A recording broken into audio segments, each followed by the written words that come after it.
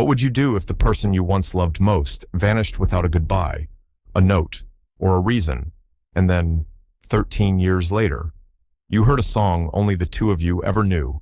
Daniel Whitmore was supposed to have it all: a powerful family legacy, a future carved in stone, and the love of a girl who played music like it was her first language. But one summer, she disappeared, and everyone around him, including his own mother, told him to move on. But what if everything he believed was a carefully constructed lie? A spontaneous trip to a quiet town leads him to a hauntingly familiar melody, and then to her, Maggie, the woman who once held his heart and now guards a secret that changes everything.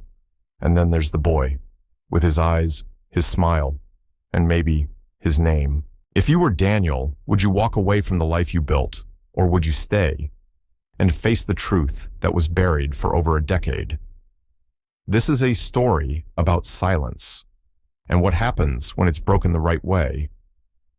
If you feel the first notes of this story resonate with something deep inside you, don't forget to like, share, and subscribe, because this is more than just a story. It's a second chance. Let's begin. The Vermont sky stretched wide and pale, as if winter still lingered behind the spring breeze.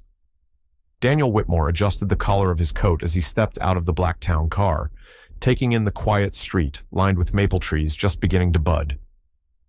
Everhill wasn't on any of his usual travel routes. It wasn't a tech hub or a market opportunity. It wasn't even near a conference center. It was quiet. Too quiet, perhaps. But that was the point. He had told his assistant he needed 2 days of no noise, no calls, no contracts, no camera-ready meetings. And after 15 years of building Solterra Energy into a national leader in renewable power, that request had felt almost revolutionary, or maybe just human. The boutique inn where he was staying was charming in an old-world way. White shutters, sloping roof, a porch swing that creaked when the wind passed, the kind of place his father would have liked. Daniel checked in, left his bags, and went out to walk. No destination, just his hands in his pockets and his thoughts trailing behind. It was a soft evening, the kind that hums low in your chest. As he wandered, he passed a small Episcopal church with a garden out front and an old sign that read, "Thursday night music, open to all." He wouldn't have stopped, except he heard it. Just a few notes, soft, tentative, played with fingers that knew not just the chords, but the story between them. It wasn't the melody that stopped him in his tracks. It was the memory inside it. He hadn't heard that song in over a decade. Not anywhere. Not from anyone. It was a piece he had written himself, back when he was a boy with dreams instead of deadlines. A summer when everything still felt possible, and music wasn't a hobby, but a way of speaking. He stepped through the open door at the back of the church, drawn like a man chasing a shadow.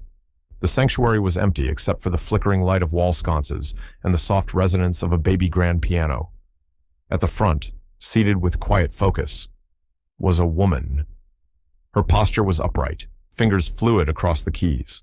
She wore a long cardigan over a modest dress, and her shoes were practical, not fashionable. But there was something in the way she moved, not just practiced, but personal. Daniel froze. The light from the stained glass window caught the edge of her profile, a sharp jaw softened by time, a strand of ash-brown hair tucked behind her ear, and above her right brow a faint scar. Faint, but unforgettable. His breath caught. It was her, Maggie Hale. The girl who had once made him believe in music more than money. The woman who had disappeared from his life 13 years ago without a word, without a trace. The one he had never stopped wondering about, even when he told himself it didn't matter anymore. But it did. It always had. She didn't see him. She was lost in the notes, in the memory of a melody that didn't belong to any church hymnal. It belonged to them. He took one slow step back, careful not to make a sound. His heart thundered not from fear, but from something deeper. The ache of unfinished stories, of pages that were never turned. He slipped out before she looked up. Outside, the air was cooler now. The sun had dipped behind the hills. Daniel leaned against the wrought iron railing of the church garden, staring at the violets pushing through the soil. Was this chance fate, or just one more echo from a past he thought had long gone quiet? He stayed there for a while, not moving, not calling anyone, letting the music replay in his mind like a forgotten recording finally found again. There were emails waiting, a call from the board, and a draft speech for next month's Green Energy Summit. But for the first time in years, none of it felt urgent. What mattered had just played out, in a quiet church, in a town he almost didn't come to, in the hands of a woman he thought he'd never see again. And she wasn't alone. Because when the door opened again, he heard another voice inside young, bright, maybe 12 or 13, a boy, asking her a question about the music, and she called him Caleb. Daniel's stomach tightened. The notes, the woman, the boy, the name. He turned away from the church, walked back to the inn slowly, but with his mind already running. He had come here to forget the noise. Instead, he had walked straight into the heart of a memory, or maybe into the beginning of something he was never meant to leave behind. Daniel didn't sleep much that night.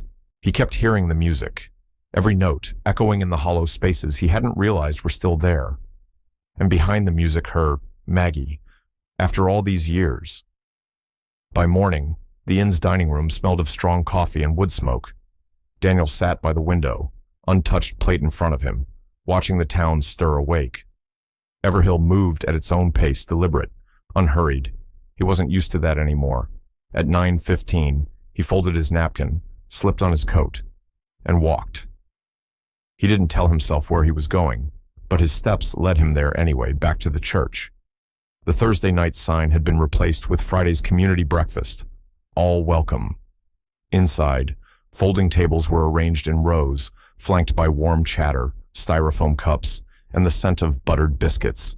She was there, Maggie, standing behind a table, ladling oatmeal into bowls, her hair pulled back, a navy apron over her sweater.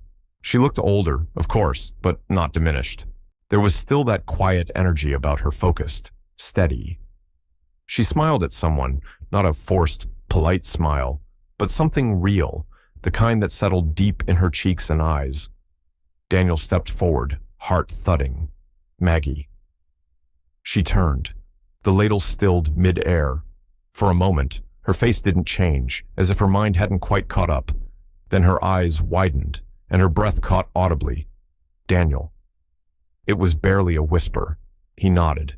They stood there, two people separated by 13 years, and one unforgettable summer, now just a few feet apart in a church basement filled with strangers and pancake syrup. I didn't expect, she began, voice faltering. Neither did I, he said gently. But I heard you last night, playing. She looked down quickly. That was a long time ago. No, he replied softly. It was last night. Someone behind her called for more orange juice. Maggie turned, managed a nod, and passed off the ladle to a teenage volunteer. Could we talk? Daniel asked. Maggie hesitated, then gave a short nod. There's a bench behind the sanctuary. They walked in silence, past murmurs and greetings, out a side door and down a gravel path. The bench sat beneath a dogwood tree, still bare, but beginning to bud. When they sat, Daniel waited. He knew better than to rush this. I thought you were in Dixo, she said finally, staring ahead. I still am. Mostly. Business takes me around. I came here on a whim. She glanced sideways, skeptical. Everhill isn't exactly a detour. No, he admitted, it's not. The silence hung between them, not cold, but tentative, like an old coat being tried on again after too long. You disappeared, Daniel said at last, his voice quiet. One day you were there, then you weren't. I came back from Boston and... She inhaled sharply. Don't. He turned to her. Don't what? Don't make it sound like I just walked away without reason. Then tell me, he said, his voice still calm, because all I had was silence. For years. She looked at him, then really looked. Her eyes weren't angry, but layered, wary, wounded. still holding a story she hadn't told anyone in far too long. I was 19. Daniel, you were headed for law school. Your mother made it very clear I didn't belong in that future. His jaw tightened. My mother. She came to see me, Maggie continued. After you left for your internship, said it was just a summer fling, that you had your life mapped out, and I was a detour. Daniel was silent. I didn't believe her, not at first. Maggie said, but then, weeks passed. You never called, never wrote. I did, he said quickly, almost desperate. I wrote every week. I called your apartment, left messages. I even drove to that little bookstore you worked at. Her brow furrowed. What? Nothing came back. My letters weren't answered. My calls rang dead. She shook her head, disbelief clouding her features. She told me you'd moved on. He added, said you'd left town. There was no forwarding address. Maggie pressed her lips together, her hands clenched in her lap. So, we were both lied to. A wind passed through the branches overhead, scattering old leaves on the path. I kept playing that song, she said suddenly, even when I didn't want to. Every year on the same day, it was the only part of that summer I could hold on to without breaking. He didn't answer right away. But then he said, you weren't alone last night. Her breath caught. I heard his voice. The boy, Caleb. Maggie turned away. That's not a conversation for today. Is he? Daniel's voice faltered. Is he mine? She stood up quickly. I have to get back inside. Maggie. Not now, she said, firmer this time. Please. She didn't wait for a reply, just turned and walked back toward the church. Her pace fast, but steady, like someone holding something fragile they couldn't afford to drop. Daniel remained on the bench, staring at the path she'd taken. The wind picked up again, rustling the bare branches above. In the distance, he heard laughter. The church bell rang 10 sound a. He didn't move for a long time. The rain came in the late afternoon, sudden and steady, the kind that made small towns feel smaller. Daniel stood under the awning of a cafe across from the inn, holding a lukewarm coffee and staring at the empty street.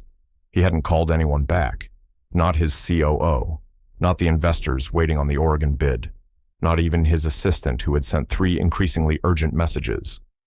His phone sat untouched in his coat pocket, buzzing every now and then like a wasp trapped in wool. But none of it felt real. What did painfully so was the way Maggie had looked at him that morning. Not like a stranger, but not like someone who had ever truly left. Her expression had been carved from something deeper: fatigue, grief, protectiveness, and fear. He'd seen it the flicker in her eyes when he said Caleb's name, a tightening, a withdrawal. It wasn't rejection, exactly, but it was something close. The boy had his last name, not Whitmore Hale, her name. That, too, wasn't an accident. Daniel took a long sip of the bitter coffee. It burned on the way down. You look like a man who just found out the sky isn't blue. The voice came from behind, familiar, dry, grounded. He turned and saw Raymond Archer, his oldest friend from college, standing beneath a dripping umbrella with a knowing half-smile. A psychology professor now still sharp, still graying at the temples in the exact way that made people lean in during lectures. What the hell are you doing in Everhill? Daniel asked, startled. Passing through on the way to Middlebury. Saw your name on the guest book at the inn. He stepped under the awning. Didn't expect to find you staring into the void. Daniel gave a half laugh, half grimace. I didn't expect to be doing it either. They stepped inside the cafe. Daniel waved off a refill and sat across from Ray in the corner booth, so Ray prompted after a moment. Daniel exhaled. She's here. Her Maggie. Ray blinked slowly. You mean the Maggie? Daniel nodded. She was playing piano at a church. I followed the sound like some kind of ghost. And then, there she was. Ray's eyes narrowed, always the analyst. And she's got a son, Caleb. The silence between them thickened. Let me guess, Ray said. About 12, Daniel just looked at him. Ray leaned back. Damn. I asked if he was mine. Daniel said softly. She didn't answer. Not really, just walked away. What would you do if he is Daniel's hands curled slightly around the coffee mug? I don't know. That's the thing. I don't know anything anymore. That's not true, Ray said. You know what kind of man you become. You know what you value. But this touches a version of you you buried a long time ago. Daniel didn't speak, just stared at the raindrops racing down the window. I remember that summer, Ray continued. You came back to campus in the fall a different person. You stopped playing music, cut your hair, took every extra credit course you could find. Daniel gave a short laugh. I told myself it was time to grow up. No, Ray corrected. You told yourself she didn't matter. Daniel's face darkened. I wrote to her. Every week. I called. I never got a reply. Your mother. Daniel nodded slowly. She went to see Maggie. Told her I didn't want her in my life, that I was moving on. She even said Maggie left town without a word, no forwarding address. Ray let out a low whistle. And you believed her. I didn't want to, Daniel said, voice tight. But when the silence stretched, when every letter came back unopened, silence is a weapon too, Ray said gently. Daniel looked up. So what now? Ray's tone softened. You don't get to undo 12 years, Daniel. But you do get to decide what kind of man you want to be next. I'm not trying to force my way in, Daniel said. If Caleb is mine, he deserves to know. Not for drama, not for headlines. Just the truth. And what if Maggie isn't ready? Ray asked. What if the walls she built were the only thing holding her together all this time? Daniel was quiet for a long moment. Finally, he said, then I'll wait. But I won't disappear again. Outside, the rain had slowed to a mist. A few cars passed by, their tires whispering over wet asphalt. Ray stood and placed a hand on Daniel's shoulder. You're not the same boy who left for Boston 13 years ago, but maybe that's exactly what this moment needs, a man who's finally ready to listen. Daniel nodded, his jaw set. As they stepped out into the street, his phone buzzed again. He silenced it without looking. Some things could wait, but the truth, that couldn't. The Whitmore estate sat on the northern edge of Fairfield County, a colonial home trimmed in white with black shutters, perched high enough to look down on everything around it, just as Susan Whitmore preferred. Daniel hadn't been back in almost a year. He parked beside the same gravel path he'd raced down on his bike at 10 years old, now lined with imported boxwoods and silence. Everything was still in place, too perfect, too preserved, like a showroom of memories no one had permission to rearrange. He took the front steps slowly. The door opened before he knocked. Daniel, Mrs. Alden, the housekeeper, greeted him with the same practiced warmth as always. Your mother is in the conservatory. Of course she was, where the orchids lived, and the sunlight was always filtered just right. He walked the polished hallways like a man retracing his own history, past family portraits, oil paintings, shelves of books no one read. Susan was seated precisely where he expected, in a tailored navy blouse, sipping tea from fine porcelain. Her silver hair was flawless, her poise unshakable. Daniel, she said, not quite surprised, not quite welcoming. To what do I owe the visit? He remained standing. I saw Maggie. Susan's hand stilled over the saucer. Barely. He didn't sit. You told me she left, that she moved without a word. Susan's gaze lifted, calm, composed. She did. No, Daniel said, voice low, controlled. You lied. The teacup landed gently on the table, not a sound out of place. I advised you, as any mother would, to protect your future. You were 19, headed to Boston. That girl. Her name, Daniel interrupted, is Maggie, and she didn't leave. You drove her away. A flicker, maybe of annoyance, maybe of guilt, passed across Susan's face, but vanished just as fast. I wrote her letters, Daniel said, every week, for months. Did you intercept them? She said nothing. Did you throw them out? Still nothing. He stepped closer, his voice colder now. Did you go to her and lie about what I said? Did you tell her she didn't belong in my life? Susan inhaled slowly, the kind of breath one takes before delivering something difficult or cruel. I did what needed to be done, she said. She was a waitress. Daniel, with no family, no money, no education beyond a community college scholarship. You had a legacy to protect. Daniel's jaw clenched. She played piano, he said. She read poetry. She worked nights because she had no safety net. But she was kind and brilliant, and she loved me. And what would you have done? Susan challenged, voice rising slightly.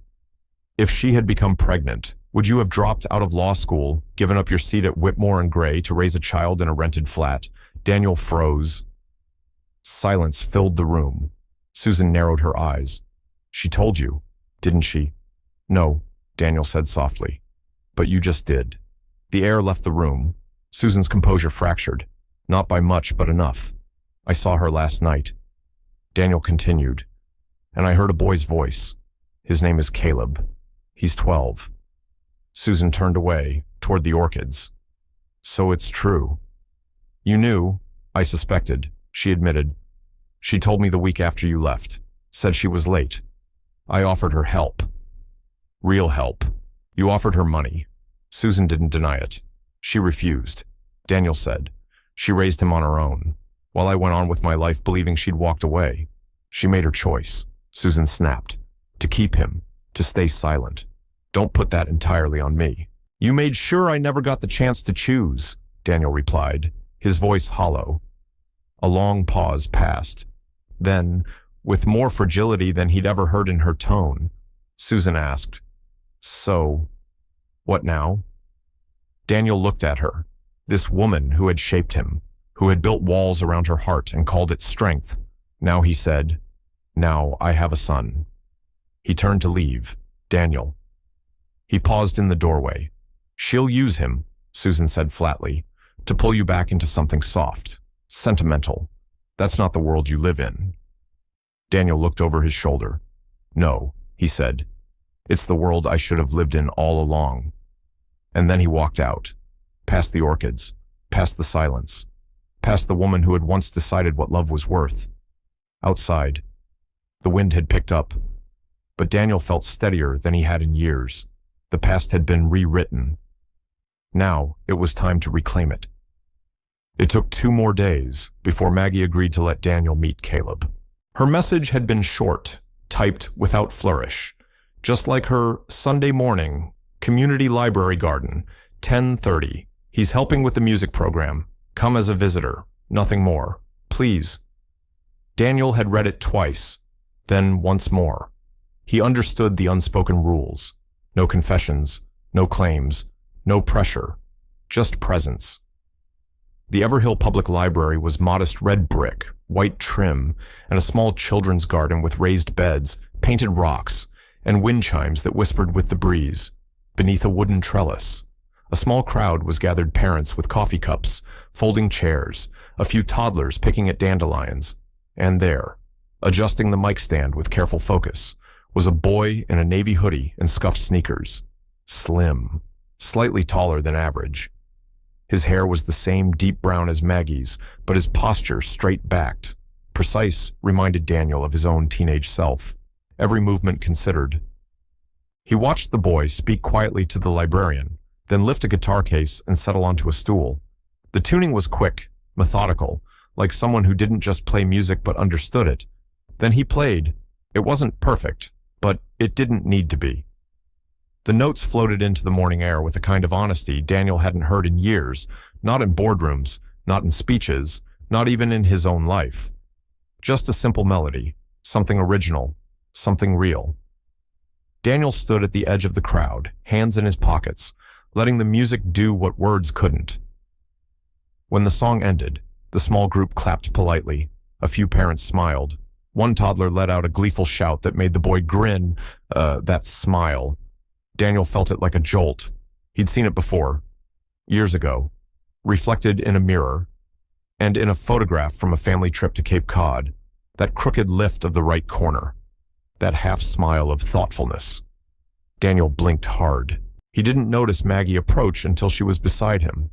He wrote that himself, she said, her voice low. Daniel glanced at her. She wore a denim jacket and no makeup. Her eyes were hidden behind sunglasses, but he could hear something in her tone, not pride. Exactly. Something quieter, more cautious. Like someone who'd learned not to hope too loudly. He's talented, Daniel said. He's curious. She replied, about everything. Music, astronomy, how the heart works. He fixes broken electronics for fun, writes lyrics in the margins of his math homework. Daniel almost smiled. That sounds familiar. I figured you'd see it. There was no accusation in her voice, just truth. Maggie crossed her arms. He thinks you're a friend from college, someone I ran into last week. Please don't, I won't. Daniel interrupted gently. Not yet. A beat of silence passed. Then Caleb walked toward them, guitar slung over his back. Mom, he said, brushing hair from his eyes. Miss Carla said I can come back next week and help lead the beginners group. That's great, sweetheart, she replied. This is Mr. Whitmore. We met at the church last Thursday. Caleb turned, polite but slightly guarded. Nice to meet you. Daniel extended a hand. Likewise. You play beautifully. Still learning, Caleb said, eyes steady. It's just something I do for fun. Daniel smiled. Fun is how all great musicians start. Caleb shrugged modestly, but Daniel saw the spark of pride. I used to play a little myself, Daniel added, Caleb's eyes lit with mild curiosity. Guitar, mostly piano, a bit of songwriting, long time ago. Oh, Caleb tilted his head. What kind of stuff? Daniel hesitated, then said carefully, mostly things I never played for anyone but one person. Caleb considered that, then nodded, as if understanding something deeper than what had been said. I like writing stuff too, the boy said. Not sure if it's good. Maggie gave a quiet smile. It's his own language. He's been writing songs since he was 8. Daniel looked at him. Maybe you'll play me something again someday. Caleb shrugged. Maybe. It wasn't a yes, but it wasn't a no either. The boy walked back toward the trellis where other kids were packing up instruments. Daniel exhaled. She's in him, he said softly. Maggie's brow furrowed. What do you mean, the way he watches, the way he listens? You were like that, too.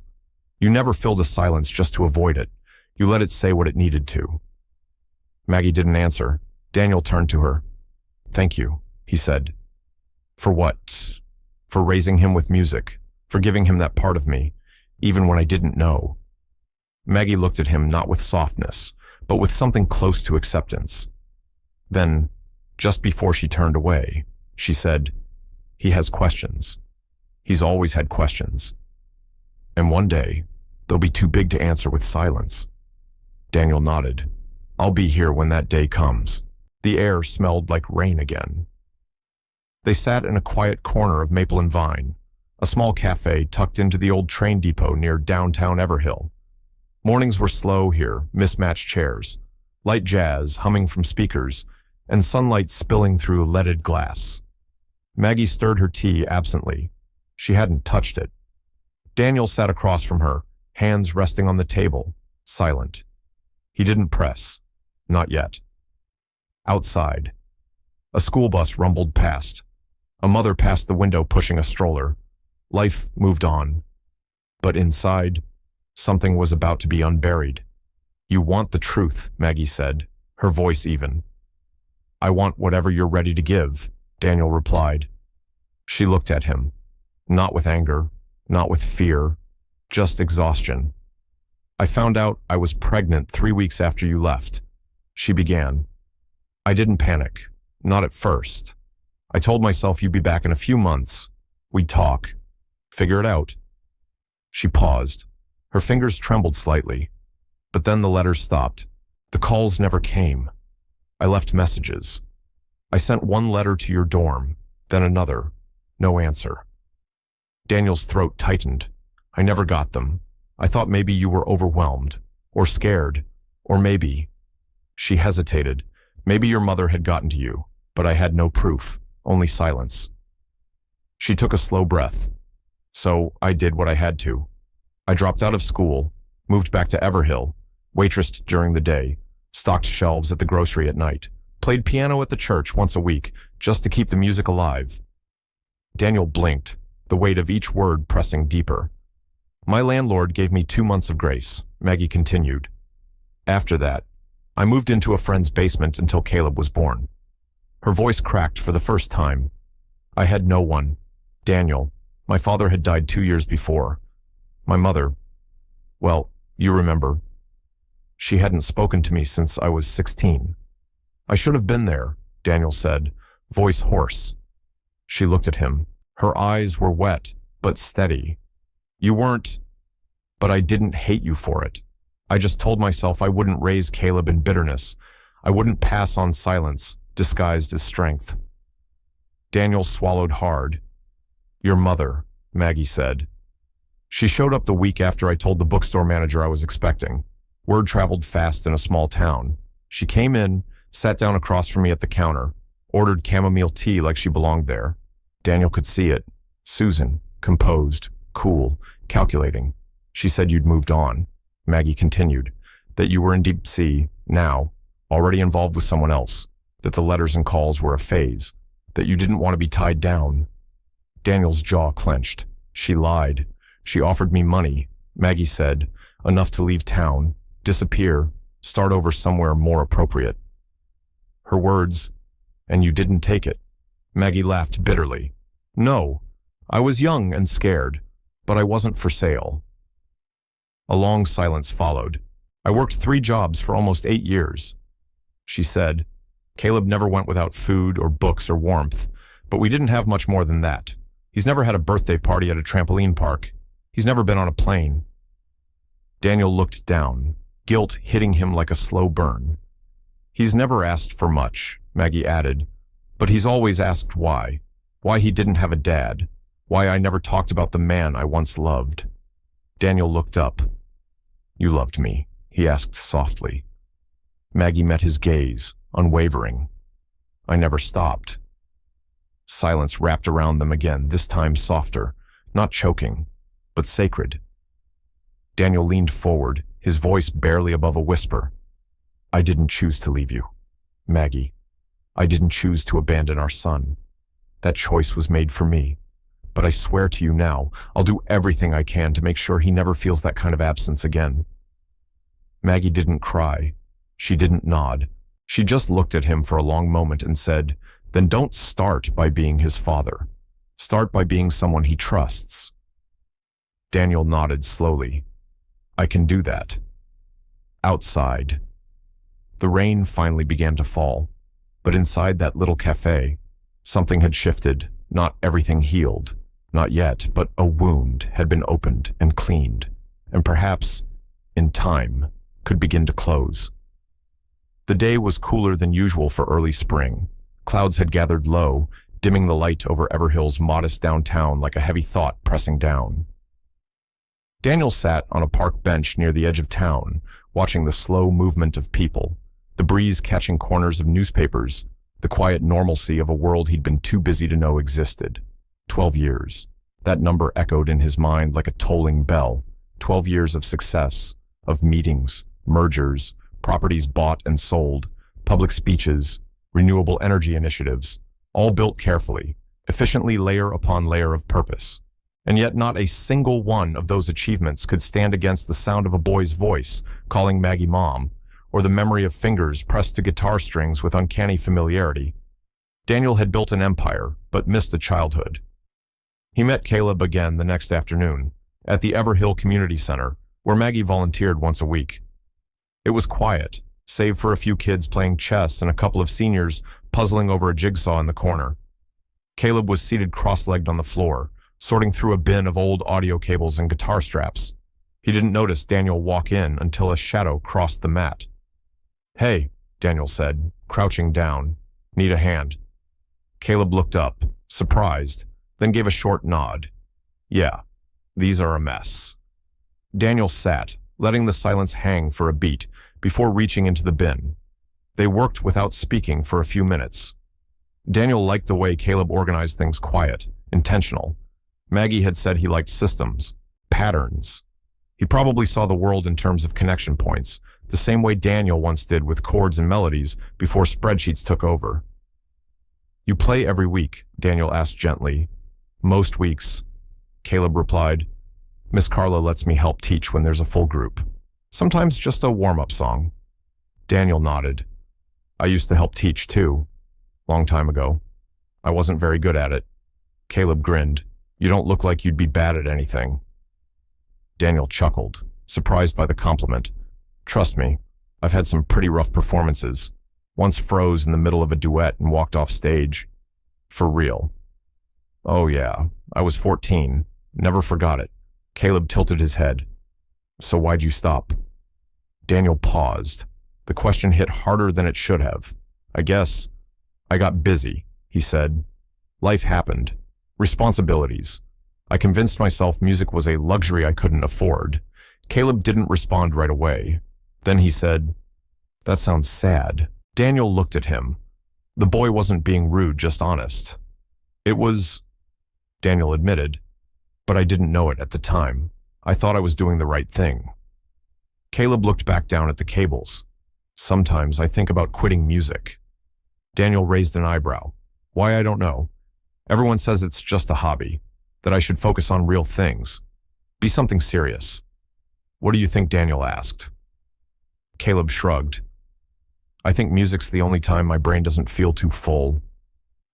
Daniel sat back slightly, the words sinking in. He remembered being 12, overthinking everything, wanting to fix the world, but not knowing how. Music had been his one safe space until it wasn't. "I think you should keep playing," Daniel said softly. "Not because it'll make you rich, or famous, or any of that, but because it helps you stay you." Caleb smiled faintly. "That's what Mom says. She's smart. She's tired." Daniel's chest ached. "She tries to hide it," Caleb continued, fiddling with a strap buckle. "But I hear her at night sometimes, just sitting, like she's holding something heavy." Daniel nodded slowly. "She's carried more than anyone should ever have to." Caleb looked up at him, eyes curious. "You care about her?" The question was so direct, Daniel almost didn't know how to answer. "Yes," he said at last. I do. Always." Caleb studied him. "Are you going to stay?" Daniel didn't flinch. "I'd like to." Even if things get messy, Daniel looked into the boy's eyes, and said, "Especially then." Another long pause. Then Caleb said, "You talk like someone who lost something, not like someone who wants to take something." Daniel smiled, deeply moved. "That's because I did, and I don't want to take anything. I just want to find my way back to it." Caleb nodded, slowly, then handed Daniel a coiled guitar cable. "This one works." Daniel took it gently, like a gift. For the first time, it felt like a door had opened, not wide, not all the way, but enough to let in the beginning of something. Trust, time, and maybe, one day, truth. Maggie stood by the doorway of the community center, arms crossed, half hidden behind the wall of the arts supply closet. She could hear Caleb laughing, really laughing, for the first time in what felt like months. She peeked around the edge, just enough to see him sitting on the floor beside Daniel. A tangle of old guitar cables stretched out between them.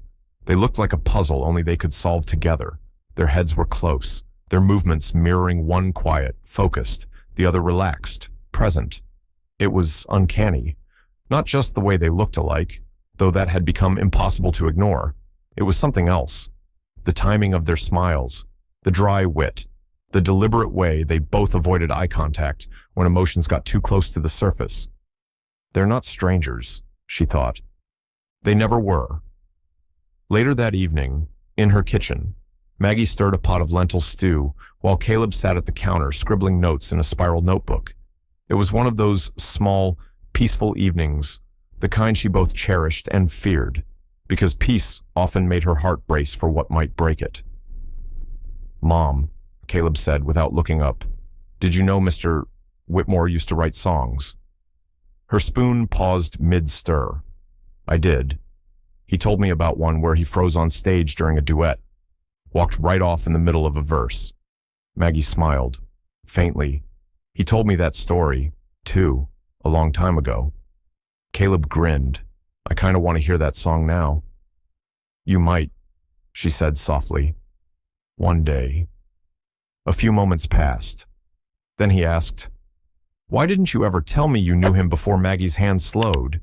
The question had come sooner than she expected, but not sooner than she feared. I wanted to, she said, turning to face him. I just didn't know how to explain everything. When you were little, I thought I was protecting you. But now, Caleb looked up, his eyes steady. You don't have to protect me from him. That simple sentence lodged in her chest like a stone. I'm not, she whispered. But wasn't she? The next weekend, Caleb invited Daniel to sit in on one of the music classes at the community center. Maggie had hesitated before saying yes, not because she didn't trust Daniel, but because she did, and trust was so much harder than anger. She watched from the hallway as Daniel sat cross-legged among a half-circle of kids, strumming gently on an old acoustic guitar. Caleb sat to his right, eyes glowing, waiting for his cue like a musician waiting for downbeat. And when they played soft, simple, imperfect, it wasn't just music. It was repair. It was reach. It was reunion in disguise. The children clapped. A few giggled. Daniel laughed with them, unguarded. Caleb glanced at him and smiled, not a polite smile, but one that reached into his whole face. And Maggie felt something shift, not in them, in her. That night, she found herself in the attic. Dusty boxes, old sweaters, the kind of forgotten storage every single mother accumulates over time, because letting go of anything feels too risky. She pulled out an old wooden box, dark mahogany, small brass latch, and opened it carefully. Inside were yellowed letters, a faded concert ticket, and a CD with a Sharpie label that read, "For when the silence is too loud." Daniel had made it for her the week before he left for Boston. She never played it again after the second week of him not writing back. Not because she didn't want to, but because it hurt too much. She sat down on the attic floor, legs crossed like Caleb earlier that day, and stared at the CD in her palm. After a long moment, she closed the box. The next morning, she put it in Caleb's backpack. When Daniel opened the door that evening, he didn't expect Caleb to be standing on his porch. "Hey," the boy said. "Mom had a thing. I asked if I could come drop this off." He handed Daniel the CD. Daniel turned it in his hand slowly, reading the faded label. His throat tightened. "I think she kept it," Caleb said, almost as an afterthought. "A long time." Daniel swallowed. "You know what's on it?" Caleb shook his head. "Not yet." "Thought maybe we could listen together?" Daniel stepped aside, letting him in. "I'd like that," he said quietly. The boy walked in like he'd been there before. In some way, maybe he had. The invitation came in the form of a white envelope, hand-delivered to Daniel's office in Burlington. He hadn't been back long, just a 2-day trip to Solterra's headquarters to check in, reassure the board, and remind himself briefly of the life he used to think he wanted. The envelope bore no logo, no return address, just his name in his mother's handwriting, elegant and unmistakable. Inside was a card: Sunday dinner, 6:00, home. Bring clarity.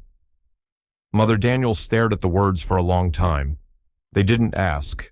They instructed. He arrived just before 6. The Whitmore estate was lit softly, candles in the windows, silver polished on the dining room table. Susan always knew how to stage a scene. Presentation, for her, had never been about comfort. It was control disguised as civility. She greeted him in the foyer, kiss on the cheek, the scent of lavender and steel in her wake. They made small talk at first, about the state of politics, a fundraiser she was planning, the rising costs of imported orchids. Daniel let her speak. He waited, until the soup course was cleared, and the second glass of Cabernet had barely been touched. Then she said it. "So, you've reconnected with her." Daniel didn't react. "Her name is Maggie." Susan gave a quiet, cool smile. Names don't change history. No, he said, but the truth does. Susan set her wineglass down with a soft clink.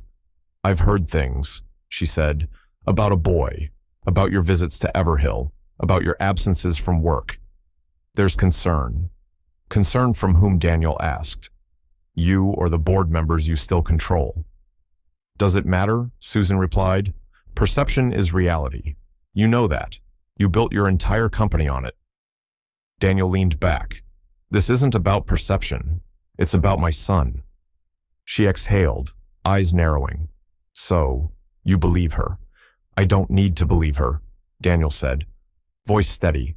I see him. I see myself in him. Susan's face remained composed, but her tone tightened. Do you understand what this could do? To you, to us, to everything we've built.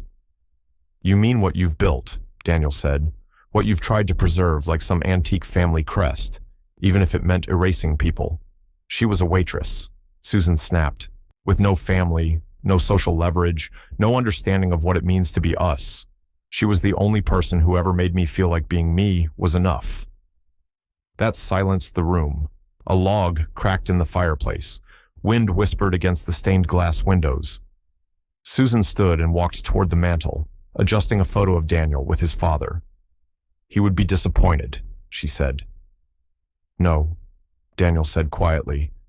He would be ashamed of you. She turned slowly, her eyes gleaming with that particular coldness he remembered from childhood scoldings and scholarship galas. I made you, she said. Every inch of your life has been curated to succeed. I'm not a product, he replied, and I'm not a child anymore. Susan stepped closer, her voice low and sharp. You think this is about love, about redemption. It's not. It's about consequence. The second you claim that boy, you invite questions about your past, about hers, about mine. Daniel froze. He stared at her, something dawning in his expression. You knew, he said. You knew the truth about Caleb all these years. Susan didn't answer. Instead, she said, don't throw your legacy away for a moment of sentiment. Daniel stood, slowly. I'm not throwing it away, he said. I'm choosing something that was never for sale to begin with. Susan looked at him like one looks at a stranger across glass. Then she said, if you go through with this, I won't protect you. Daniel nodded. Good. I don't need protection anymore. That night, he drove back to Everhill in silence. No radio, no calls, just the road, the stars, and the weight of a storm that was no longer just coming, it had already arrived. But this time, Daniel wasn't running from it. He was driving into it wide-eyed, spine straight, and finally, ready. It started with a voice behind a half-closed door. Maggie had stepped out to take a call. Daniel was in the kitchen rinsing dishes from their early dinner, just the three of them, pasta and laughter and soft background jazz. Caleb had said he wanted to get something from the front room and wandered down the hall, but the door to Maggie's study hadn't latched completely, and her voice had carried. He's his father. Susan, you don't get to erase that anymore. Caleb had only meant to grab his sketchbook, but the words stopped him cold. The phone speaker was muffled, but Daniel's mother's name was unmistakable. So were the next words. Maggie said, you already took one future from him. You won't take Caleb. His hand on the doorknob tightened. He stepped back slowly, the hallway suddenly feeling longer, darker.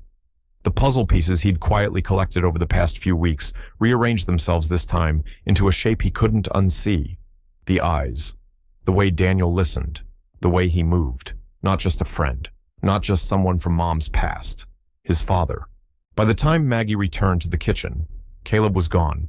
She found Daniel on the porch, wiping his hands on a dish towel, face calm, too calm. I think he heard you, Daniel said. Her breath caught. What I saw the study door open. I think he was standing there. She rushed back inside, calling his name, scanning the rooms. Panic rose like a tide. Then she saw the screen door swinging at the back of the house. He'd left. Daniel grabbed his coat. I'll find him. They found him 20 minutes later, sitting on the edge of the old train trestle just outside of town, legs dangling above the shallow creek. His hood was up, shoulders hunched. Maggie approached first, slowly. "Caleb," she called gently. He didn't move.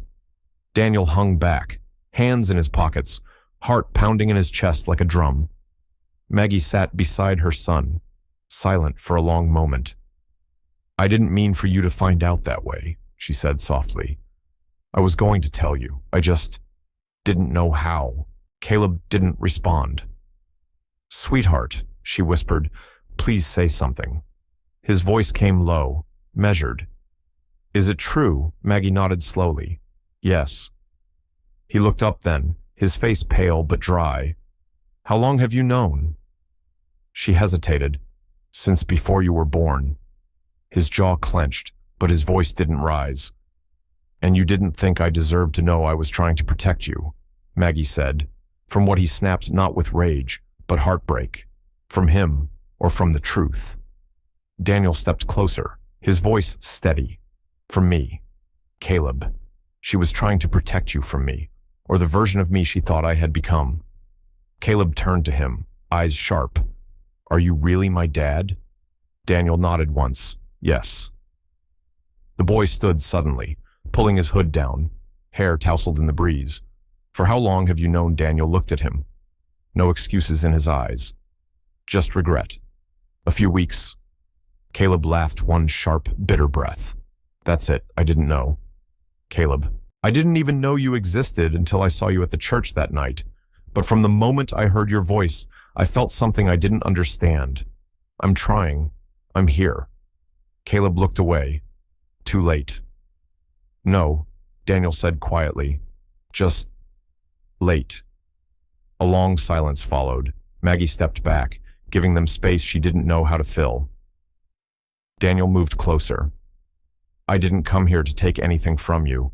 I don't want to replace anything or anyone. I just want the chance to know you, to earn whatever comes next." Caleb didn't respond right away. Then he said, "Why would I trust someone who didn't know I existed?" "Because," Daniel said, "I'm not walking away now. Even if you never call me Dad, even if you never forgive me, I'll still be here." Caleb's lip trembled. He wiped it quickly, angry at himself for feeling anything. "Do you play?" he asked suddenly. Daniel blinked. What Caleb stared at the stream below. "That CD you gave me, that was you. Right. The last track. Piano piece. It was yours." Daniel swallowed. "Yeah. It was." Caleb nodded once. "It was really good." A pause. Then the boy turned, slowly, and said, "If I teach you the song I'm working on, will you play with me?" Daniel nodded, voice cracking. "I'd be honored." Maggie exhaled, tears running silently down her cheeks. The truth had fallen, not with fury, but like rain. Hard, honest, cleansing. And maybe, just maybe, it had cleared the sky. Sunday morning broke with a pale, golden light. The town of Everhill stirred slowly. Church bells rang faintly in the distance. At the Hale house, windows glowed softly with warmth from the kitchen, where the smell of banana bread lingered in the air. Maggie stood at the sink, sleeves rolled to her elbows, hair loosely pinned. She wasn't thinking about laundry, or the week ahead, or the piano recital coming up. She was thinking about them. The night before had been raw, but honest. A truth uncovered not by design, but by life's inevitable momentum. And yet, when Caleb returned from the bridge, he didn't slam the door. He didn't retreat to his room. He said only, "I'm tired, Mom, but I think I'm okay." That was enough. In the living room, Caleb sat cross-legged on the floor, sheet music scattered around him. Daniel sat on the old piano bench, running a warm-up scale with a cautious grace, as if reacquainting himself with a former version of himself. "It's in E minor," Caleb said, "but I like sneaking in that D major at the end of the second verse. Kinda unexpected." Daniel grinned, a surprise resolve, bold. "You think it's too much? No. I think it's honest. And that makes it work." Caleb nodded and began to strum quietly, humming a few notes, then pausing to scribble something in the margin. Maggie stood in the doorway, arms crossed lightly, not from distance, but from awe. They weren't just playing. They were listening to each other. It wasn't polished. It wasn't rehearsed. But it was real, and it was theirs. Later, over lunch. Daniel asked Caleb about his favorite musicians. The boy launched into a passionate list that included everything from the Beatles to Bon Iver to a quirky YouTuber who mixed jazz with Nintendo sounds. Maggie laughed. Don't forget the Icelandic cello rock band. Daniel raised an eyebrow. That's a thing. Oh yeah, Caleb said. They're weird and amazing. They talked about lyrics, about how hard it is to find the right word that feels true, about the way melodies sometimes arrive in dreams and vanish before morning. Maggie watched them from across the table, this boy she had raised and the man she had once loved. There was a moment, mid-sentence, when Daniel reached for his glass and brushed his hand against Caleb's without even noticing, and Caleb didn't flinch. He smiled. Tiny things, but everything. That afternoon, they walked to the old chapel where Maggie still played on Thursday evenings. Daniel hadn't stepped foot inside since the night he first heard her again. She offered him the piano. Go ahead. See if it still fits. He sat, ran his hands across the keys. They were slightly out of tune, like life. Then he began to play. It was slow at first, tentative. Then, as Caleb joined in with soft strumming, the room warmed with harmony. Not perfect, but true. It was the song Caleb had written with Daniel, now layering chords that echoed Maggie's influence. 2. A melody made by 3 people who had once lived in separate key signatures, now slowly finding the same rhythm. Maggie sat in the pew and let herself feel it. Not fear, not regret, just music. Afterward, as they locked up, Caleb turned to Daniel and said, "That was the first time I played with anyone who didn't try to lead everything." Daniel smiled. "That's the secret to a good duet. Listen more than you play." Caleb nodded. "Think we can do it again next week." Daniel looked at Maggie. She didn't speak, but she didn't look away. Daniel turned back to Caleb. "Yeah, I'd like that." That night, Maggie found herself standing by the window, holding a worn photo of Daniel at 19, the one she had kept. Hidden in the back of a drawer, in it, he was barefoot, guitar slung over his shoulder, laughing mid-note. Now, in the other room, he slept in the guest bed, one door down from Caleb, and for the first time in years, the house didn't feel like a place where something was missing. It felt like a beginning, not a perfect one, but a beautiful, unfinished song. The town square of Everhill had never looked so alive. Paper lanterns swayed above strings of warm light. Folding chairs lined the modest wooden stage set up in front of the courthouse steps. A banner, hand-painted by the local middle schoolers, read, "Spring Celebration, a Night of Music and Stories." It wasn't a gala, it wasn't a festival, but it felt like a turning point. Daniel stood behind the stage, adjusting the buttons on his flannel shirt. He wasn't used to performing anymore. His last time on stage was probably during his second year of college, nervous, sweaty palms, staring into spotlights and trying not to forget the second verse. But tonight was different. He wasn't performing for anyone. He was playing with someone. Caleb stood beside him, tuning his guitar, calm, focused. "You good?" Daniel asked, watching him. Caleb shrugged, a little nervous. Daniel smiled. "Good. Means it matters." The boy looked up, eyes searching. "You nervous?" Daniel thought for a second. More grateful than nervous. Caleb gave a half smile. "Me too." From the front row. Maggie sat with a paper cup of cider between her hands. She wore a soft navy sweater and the necklace Daniel had given her 13 years ago, a silver eighth note on a thin chain. She hadn't worn it since. The mayor finished his cheerful speech, thanking local volunteers, before announcing, "And now, something special." A song written by one of our own, performed by 2 generations, meeting somewhere in the middle. There was light applause. Then Daniel and Caleb walked on stage. It wasn't dramatic, no spotlight, just the 2 of them, one carrying a guitar, the other sitting down at the upright piano brought in from the church. Daniel leaned toward the mic. "This song's about silence," he said simply. "And what happens when it's broken the right way?" Then they played. The melody was soft, beginning with finger-picked chords from Caleb. Then Daniel joined in piano notes rolling like river stones, smooth, intentional. The song had no chorus, just a slow, building sequence that rose and fell like breath. People listened, really listened, not just to the music but to them. And in that quiet, under the soft glow of lanterns and April stars, something clicked. Daniel wasn't just a businessman. He wasn't just a man with a complicated past. He was a father, learning, listening, playing his part. And Caleb wasn't just a boy with talent. He was his son, a bridge between what had been lost and what could still be found. When the last note faded, there was a stillness, then applause, not thunderous, but full of something warmer. Caleb looked sideways at Daniel and whispered, "We didn't mess up." Daniel laughed softly. "I told you, music remembers." Afterward, neighbors came to shake hands, offer compliments, share cookies wrapped in napkins. Miss Carla from the library cried a little. Even the mayor offered to book them for next year. But the moment that mattered most came later, when Maggie walked up beside them, hands in her coat pockets, and simply said, "You both made something beautiful tonight." Daniel met her gaze. "We had a good teacher." She smiled. "You both did."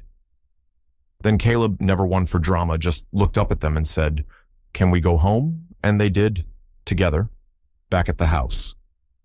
Caleb went straight to his room, mumbling something about needing to write down new lyrics before he forgot. Maggie and Daniel stood in the kitchen, the kettle humming quietly between them. "You stayed," she said. Daniel nodded. "I meant it when I said I would." She turned toward him. "So now what?" He took a moment before answering. "We write the next verse," he said, "one day at a time." Maggie didn't reply with words. Instead, she stepped forward, rested her forehead gently against his chest, and closed her eyes. And he wrapped his arms around her, careful, present, still. The music had never really left.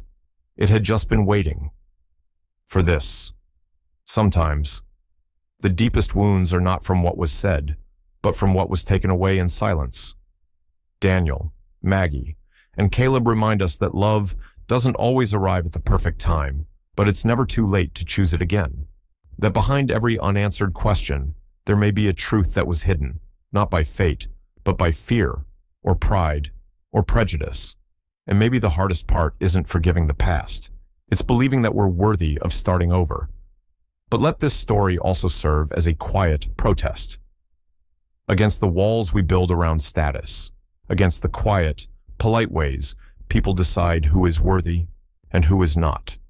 Because every child deserves the truth, every love deserves a chance, and every human being deserves to be seen not by the weight of their last name, but by the light in their soul. If this story moved you, even just a little, like this video, share it with someone who needs it, and don't forget to subscribe to Shining Stories, because this isn't the end. It's only the beginning. And the next story might just be yours.